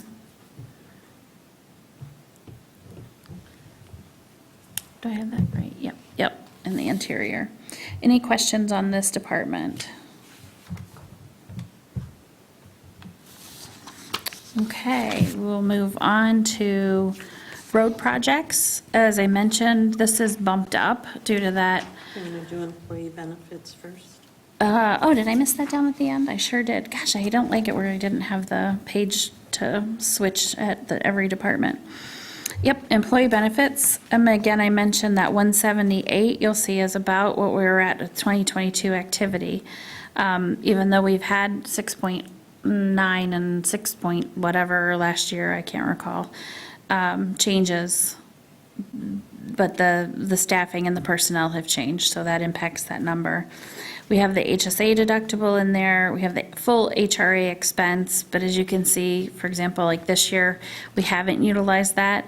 I did put in the projected that some of it will be utilized, but I don't even know if any of it will be utilized. The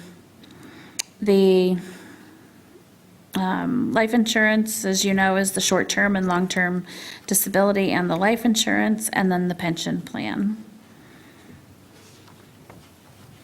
Questions on that? And we did get, with the review of the medical plan, other options that they gave us for other ones, and they were all more expensive. So staying, of the 4 choices, they go through and they kind of cull the best choices compared to what you have.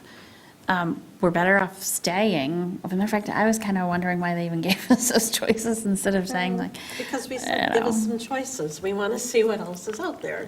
Yeah. Making sure we're doing what we're supposed to. but- But again, it was actually more money, so. Questions on the employee benefits? Okay, we'll go on to the road projects. As I mentioned, that one SAD, that I think they were hopeful to get off the ground in this fall isn't going. And so they're looking at rebidding that, and we'll have a third public hearing on that in November. And that's just, this factors in the additional 10% based on their revised estimate. And again, has 20,000 in there for the brine application.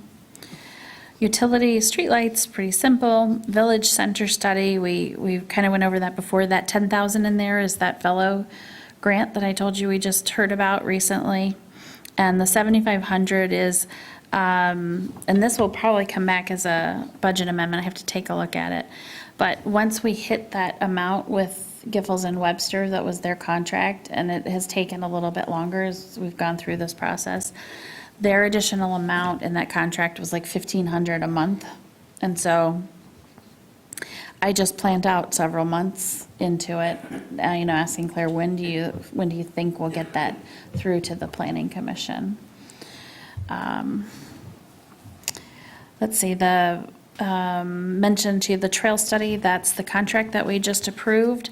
I don't have anything in there right now with the 3-mile trail, because you'll recall that the 3-mile trail, we have quite a bit in there this year under that, but that's the OHM contract that TART is actually reimbursing us for.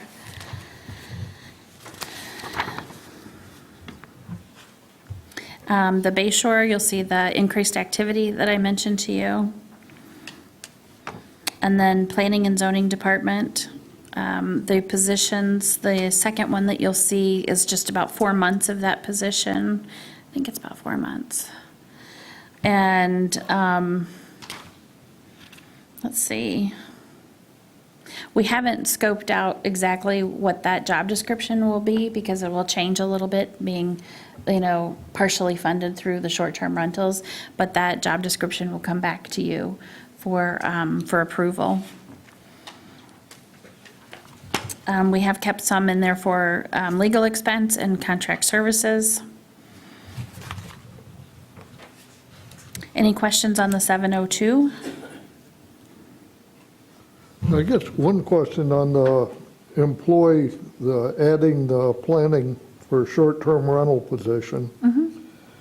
50% of it's paid from the short-term rental fund. And what else is this individual gonna do? I mean, there'll be 3 of them in planning then? Yeah, and that's what we're kind of, I mean, there's definitely the workload there, and we've looked at other departments to make sure that we're on par with other municipalities, and we are and would be, to make sure that we're not burning out the 2 employees there. So we are on par with the size of the department for what our municipality is doing and the size of the municipality. As far as specifically that department and how we structure that job, we haven't finalized that yet, and so you don't have a job description in front of you yet. We're a little bit waiting to see how some of the stuff works out with Traverse Connect and the Beach District and all of those things. So does it tend to be more of an enforcement? Does it tend to be more of an adjunct to planning? We'll get a better feel for that in the next couple months, but luckily we have some flexibility having the fellowship there right now, which helps. Okay.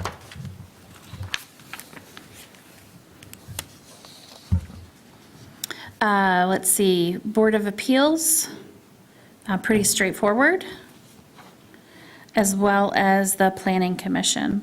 And as I was talking to Sue when we were going through wages, I told her what I tend to do on these boards is I will do one of 2 things. I'll either do a maximum amount, like I'll figure out, okay, with the adjusted board fees, and we have 7 people, 12 meetings for sure, I'll either, if they're a board that is pretty active, like the Planning Commission, I'll typically budget out the maximum, 7 people there at every meeting. If it's a board where I know that we've had some fluctuation or, ZBA, that sort of thing, I'll look at what that max number is, but then I'll go back and look at what we've spent through the years. And so I might titrate that back a little bit. But those, again, are things that we watch through the budget amendments. Any questions on the 703 or 704? So why did Board of Appeals, board meeting fees go up so much? Probably from projected, you mean? Probably because of that. Maybe I took a look at, I think I put them in at like 7 meetings a year or something like that. Or maybe I put them in at the full amount. It says here that you accommodated for 1 special meeting too. Yep, and that 006 extension line item. Yep. But they are all based on the same, and I probably have all of the alternates in there, like the full, which we don't always have that as well. The Parks Commission, 751, and they've looked through and forwarded this budget onto us. Standard board meeting fees, a little bit additional in supplies they wanted for some, I think, I can't remember, events, geocaching type thing. The little library, we're looking, some of them are getting pretty weathered. The volunteer that we have who's servicing them, what a nice lady. If you get a chance to meet her, she's super sweet. And she contacted me with problems with, opening them and this and that. And I said, well, I think we're going to take a look at maybe getting some maintenance-free versions, because those have been lovely and were a great addition by the Girl Scouts, but they're getting weathered and been there for a while. And I hate to do that, beyond all hate, because I keep thinking of some Girl Scout who comes to the park and is like, it's not there anymore, But these things get weathered and get older. And they're almost 10 years old. Yeah, yeah. And Bob had re-roofed them and done some things to them, so we're looking at replacing some of those. Let's see, they've got their attorney engineer grant fees, that 30,000, that tends to be, I think it's about, I think we budgeted in about 2 with their staffing. And then they had some buffer due to some other things that they were looking at there too, because I think the engineering for like the Arbutus design, no, the engineering, I think that should, oh, previous years higher due to Arbutus design, that's correct. But we may have had that buffer there with the 30, with they're doing some design for a cornhole game over at Grace McDonald Park. So, north of the tennis, south of the tennis courts, sorry. There's some, Closer to the pavilion. yep, where they had the horseshoes. Yep, so, let's see, that Holiday Woodlands natural area that we talked about, that's the 20,000 that's in there for that visioning piece. It should finish that visioning piece and move on to, starting to create a master plan for that park. Let's see. You'll see the Jens Park amount there, that is an entire guess. We had some really good prices on that the time when we were gonna go put that in. We were super pleased with that, because I think it was down like 40,000 or something, 35, 40,000. Thinking 35. Yeah, I would be surprised if we see those numbers again. Some miscellaneous items with the Grace McDonald Park, and then that 30,000 with Arbutus is just the holdback on that kayak portion. I've And- got Yeah. one quick question. Yeah, Fund 970 under Parks for Yeah. parkland acquisition. What is that? I see the note there as an annual 25K designation. yep. So they would like to always keep putting away money for parkland acquisition for where they have it when they need it. So what this would do is as we have revenues over expenses, or we would, even if we didn't, even if we were using fund balance, We we would just move it in. shift that fund in the balance sheet. We haven't adjusted that, and that's part of that issue that I was talking about after the capital planning, doing that. And I think that that'll be great, because we can say, look, they've had this 25 in there for X number of years, 5 years or 6, I don't know. And, we used X number out of it for Holiday Woodlands. What does that leave them? Okay. And, they can have that then in that fund balance line item. Is that you said it's been going on for a number of years, and I don't think I caught it in last year's budget review, but I was just curious.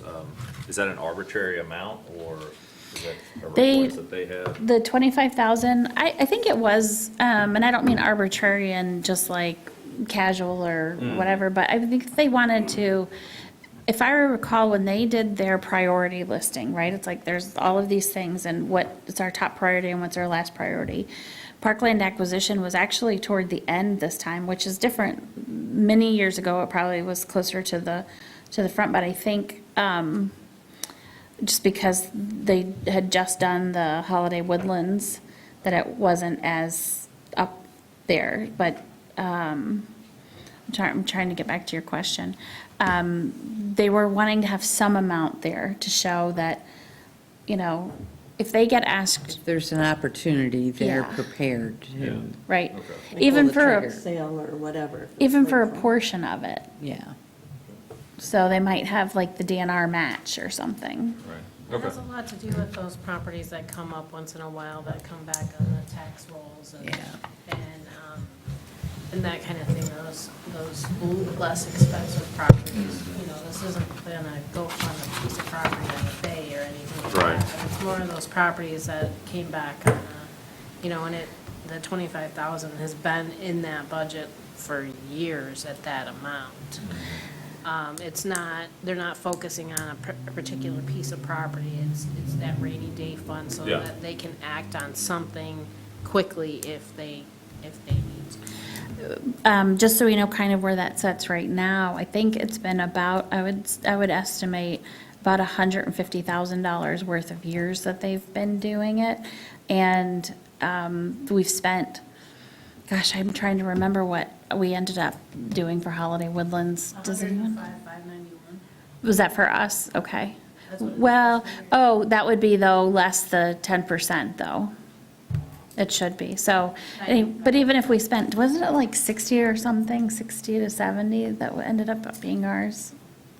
Anyway, the point is, Remember. you would take that off of that 150, and so, if anyone is out there thinking we're sitting on this golden egg for acquisition, we're not, it's, we have maybe 50,000 in there now, after we would do the analysis.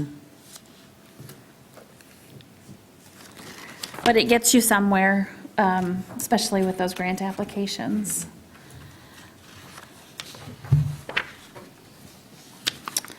Okay, on to buildings and grounds, standard items. We do have the adjustment with the groundskeeper, but yet that, you'll see that adjustment then in some of the contract services. But everything else is pretty much a standard. You will see maintenance and repair, we have up there a little bit at 930. And I have in there that includes the ground cover, the play area ground cover, which is oddly expensive, very oddly expensive to refurbish that, but we'll be looking at doing that in the spring. As a matter of fact, the Parks Commission really wanted to do it this summer and fall, and we just didn't get it in there and up early, and I was talking to the playground person by the time I was talking to him in like September, and he's like, I wouldn't do it now. He said, I would just wait, and he said until the spring. And the court maintenance, that's another item that the cleaning of that, because we did invest quite a bit in those courts. So we want to make sure that those are staying in good condition. The leaves are tough on them. That is, why isn't that in the Parks Commission budget though? Because it's really a Parks item. It's kind of operational, though. Yeah, but we don't operate parks. Here we go back to the argument. The Parks Commission has complete control over the parks, and the money should come out of their budget. We supply it. I mean, who cares, but I just think that's where it should be. Well, we have buildings and grounds, and that is a lot of, that would just be restructuring everything. Really, then we would put all of that buildings and grounds under them. You can still have buildings and grounds and let them use the guy. That's not the argument. The argument is just that the money should be in the parks budget. And they make the decision whether Yeah. they want to spend it. And we do, like on the playground cover area or the courts are cleaned, we haven't just done those. We've taken those decisions to the Parks Commission and say, do you want this done? And then we'll usually see if we have the budget either within buildings and grounds or in the parks. So we can certainly, switch it over to that as well. Yeah. Go ahead, Sue was first, I guess. Well, I was looking at 745, the gas, oil, and vehicle supplies. That doesn't seem to be adjusted as much as I guess I expected it to be, since we contract out so much of the services. They're not running the mowers and those Yeah. type of things as much. Yeah, I didn't lower that. You're right, I didn't lower that. I figure we'll just see where that ends up, and we can adjust it downward next It's year. not a huge number, but I Yeah. just thought, I wonder if that really should be that much. Yeah. Yep. It certainly could be. I'm done. Done. Just a suggestion, I noticed on here under the 753, cornhole game planning. The only thing my suggestion would be is maybe suggest to them they go up to Timber Ridge and look at what they did. I'd never seen any like it, but theirs is in concrete. You don't move them. That's how these are. Oh, okay. Yeah. Because I'd never seen any like that before.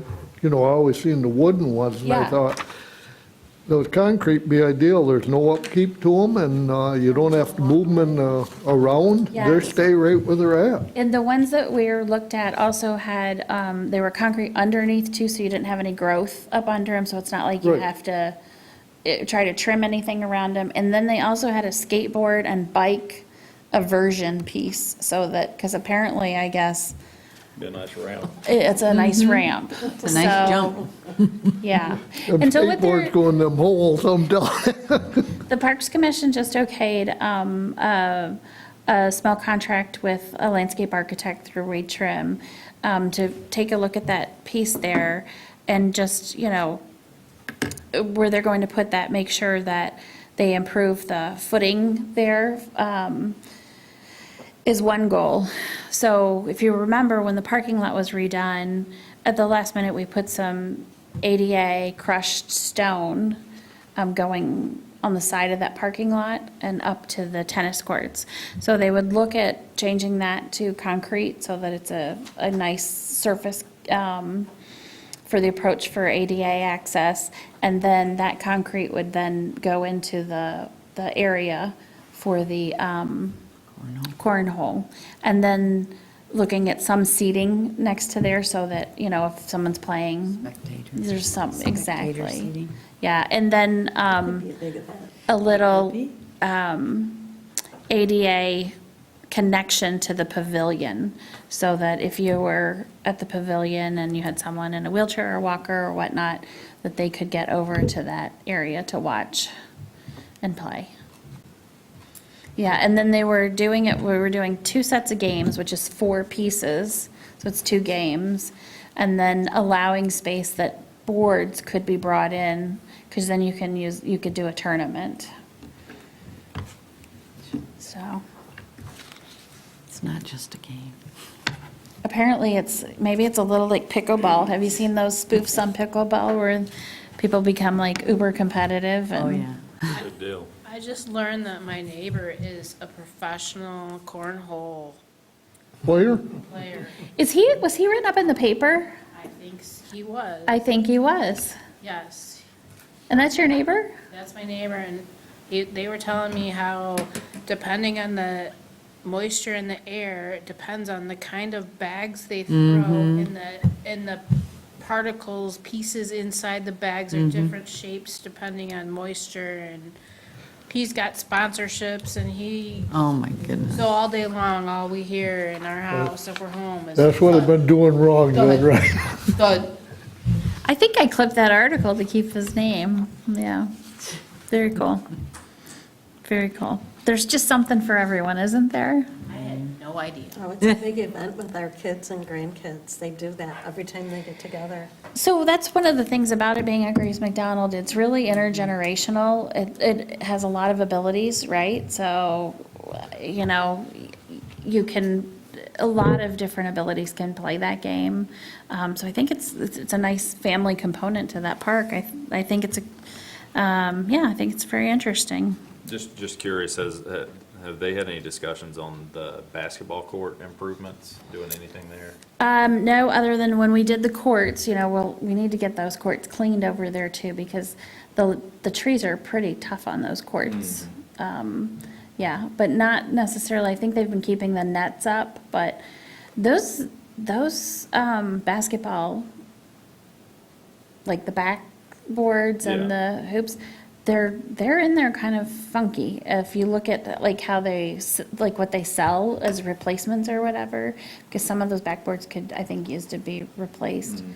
You can't just get one that fits on that. It almost has to be retrofitted or a different style put in there. I would suggest, I know this is probably not the place to suggest it, maybe more of a Parks Commission meeting, but I try to take my kids over there, and I got young kids with basketballs, and all the nets are too high, so I've actually had to drag a little Tykes one out there for them to play on a couple times. So it'd be nice if they had a smaller one there for the kids. Yeah. I never see anybody use it.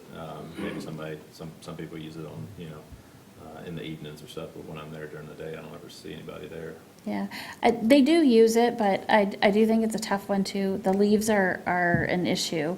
One of the things we had talked about when we haven't done this is removing the trees between that and the playground area, and because that wall is starting to go like this. So I had Steve Largen out there and Brian Souza, and they were like, we would just take those trees out and just have that be gradual through there, so you don't need that wall, which I think would help with the leaves a little bit, not entirely, because you've got trees on the other side too. Yeah, but good points. I know when you're talking about the basketball thing, and I don't know a lot about it, but I know that my granddaughter, they put one in when they did the cement for their garage, and 2 people can't lift it, just the top part of it. It's a heavy duty, it's made for outdoors, but it's adjustable. You don't have to unbolt anything. Apparently there's, I don't know if there's a crank or pins or something on it, but it's, So I looked at the pricing one year, I think it might have been 2 years or 3 years ago, about replacing those. And it was probably gonna be like a $10,000 to $15,000 investment. And, yeah, I think I lost Bob Burns when I said $10,000 to $15,000 for basketball. He was like, what? How in the world could they be that much? And, so he did have his stash of nets and kept the nets going good, and that's good, but, you know, we can look at replacing those too. I had one last question, I'm Yeah. sorry. You were talking earlier on the Arbutus holdback associated with the kayak launch. Is that, that kayak launch has got to be pulled in and out every year, right, seasonally? Is there a cost to doing that, or is that something that our staff can do? Yeah, we're gonna learn that, aren't we? Yeah. Because I imagine it's pretty big. I mean, it's not a one-man operation to Yeah. get it in and out. Yeah, I don't know the answer to that. Should there be budget in there for hiring somebody to do that? Like a I don't job have it in company? there right now, but when I find out what we need for that, and if we need something additional, yeah, we'll definitely be back to have a spot for that in the budget. Okay. Yeah. I don't know, because I haven't had one, and I haven't really talked with anybody who has about the process of doing that. Right, Long Lake or Green Lake maybe would be a good resource. Yeah, yeah. Okay, Glenn, did you have another question, or you're, okay. All right. You'll see that vehicle purchase is in there, and if we end up doing that this year, we'll obviously just, Just it. yeah, we'll just adjust it. Insurance and contingencies, pretty much standard Boardman River project, fireworks agreement, the Up North 2 public access TV, and then that updated TTCI contribution for the MPO. And that rounds out the budget. We do show utilizing $382,000 of fund balance this year, a planned use of $382,000 in fund balance. So I did go back and through our budget, which I think ClearGov will be much easier to do this and easier to show. But I did go back through our budget and I pulled out everything that we absolutely don't have to do. And I pulled out the revenue from the stuff that we would lose if we didn't do that stuff. And we don't have a structural deficit, so in case anyone ever looks at this and is concerned, I think those expenses end up being about, and I can provide this information for you, about 1.9 million in expenses of just basically what we need to do to operate and just keep the doors open. And our revenue at that point with that would be about 2.2, I believe it was. So we're just under at 300,000. That is the buffer there. Any questions or any adjustments or, okay.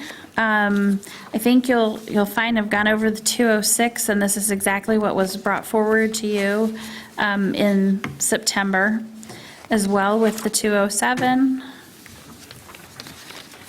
and the 210.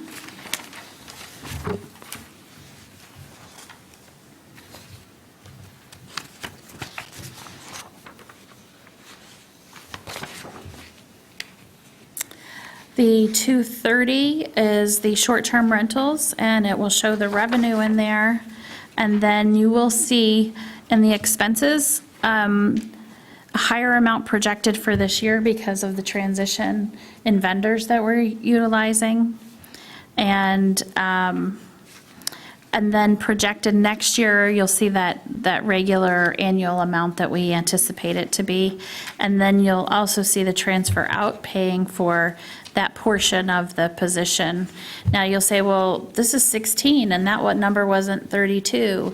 No, because the 16 also includes not only the wages, but it includes all the other factors for hiring personnel, such as the payroll expenses and the medical, dental, vision, and all of that.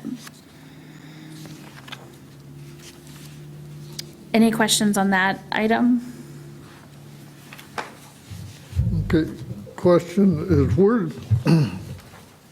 where are you showing what we're taking in on the short-term rental licenses? So that'll be on Did I page, miss that? no, yep, it's on page 22, Glenn, on that top right corner. And it'll show, License and permits. So that's 68,000 we're taking in? 68.4. Okay. And you can see below on that second page, page 23, the level of fund balances there, which we'll be eating some of that. We want to keep some of that, obviously, too. If we've talked about, you'd never know when you're going to run into a significant enforcement issue, so. And with the short-term rental, where do we stand with this, or where does the state stand on what their big plan was? Yeah, they're not really. They're not doing anything this year. I think Marv said it's already done. It's not a topic they're talking about a lot Yeah. anymore. So it'll die if they don't make action in 2023 and would have to be brought back forward as new in 2024. So the 245 is that PEG access, and you will see, this has been updated to show that 80,000. And of course, this is going to be in a significant deficit intentionally, which is still a balanced budget, by the way. A balanced budget is not your revenues equals your expenses. It's your revenues plus your fund balance equals your expenses, or is more than. So with that, you will see the rough estimate of the 80,000 in there, and the utilization of fund balance for that.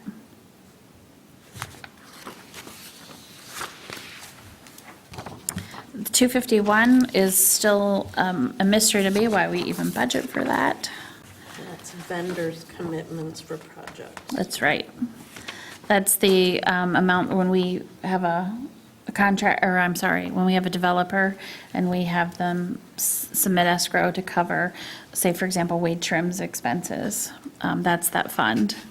The 284, the opioid settlement, well, a little bit of an apology here. I was able to put in the revenues, but I could not do the expenses, and I'm just assuming because maybe an expense line item wasn't built for this yet.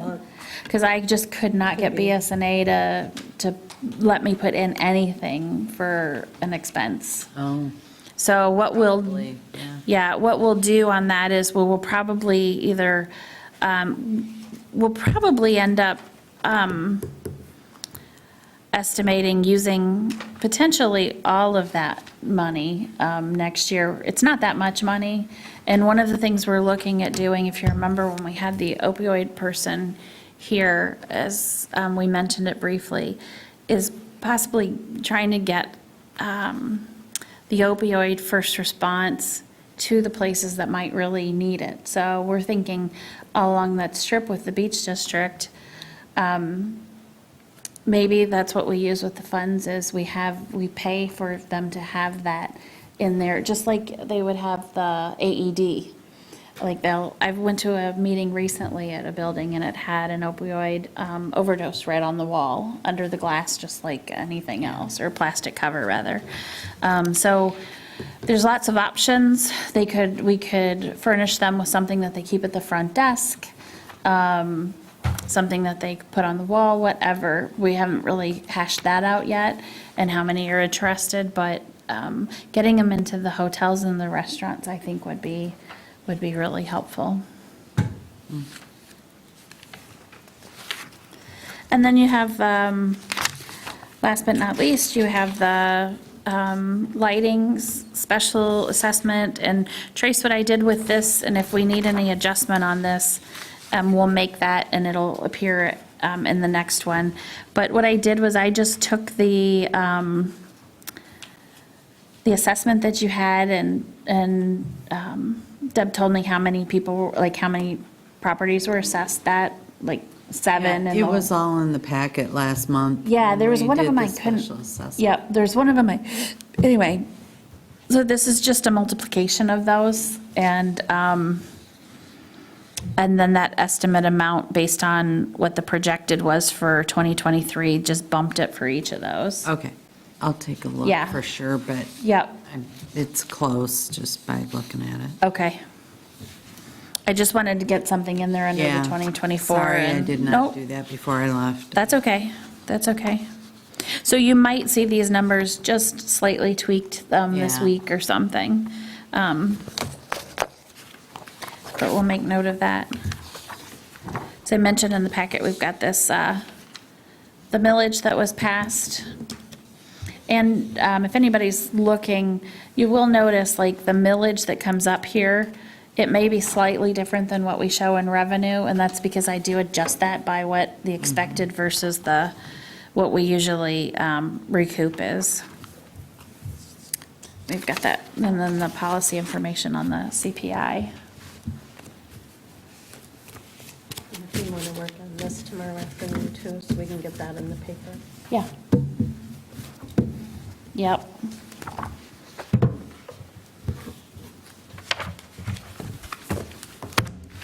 All right, any other questions, or does everyone feel pretty comfortable to go to a public hearing on this? Okay. All right. Well, I appreciate your input and your time, and you all took it pretty easy on me this year, and I appreciate that. So with that, we'll ask for public comment, but there's no public. And our next meeting date is November 13th. I will just add public comment, kind of. We did receive back a bid from a contractor to do the modifications in the building, right in line with what we were looking at when we had the discussion at the October regular meeting, but we'll bring it back for formal approval at the November meeting. And what's their schedule? They are available to come in over Thanksgiving break, so they can come that Tuesday after we close. We'll grant them access to be able to come in while we're closed, do the work and wrap it all up, and just have a few loose ends by the 27th when we open again. I was excited. I had reached out to 8 different contractors, and this is the only one that ended up giving us a formal bid. So they're all busy, and this is They a are. small job. Yeah, But it will be in your packet for November so that we can have all those Ts and Is taken care of. cool. Okay, with that, unless there's no objection, we stand adjourned. Everybody have a good night. Thank you. Yes.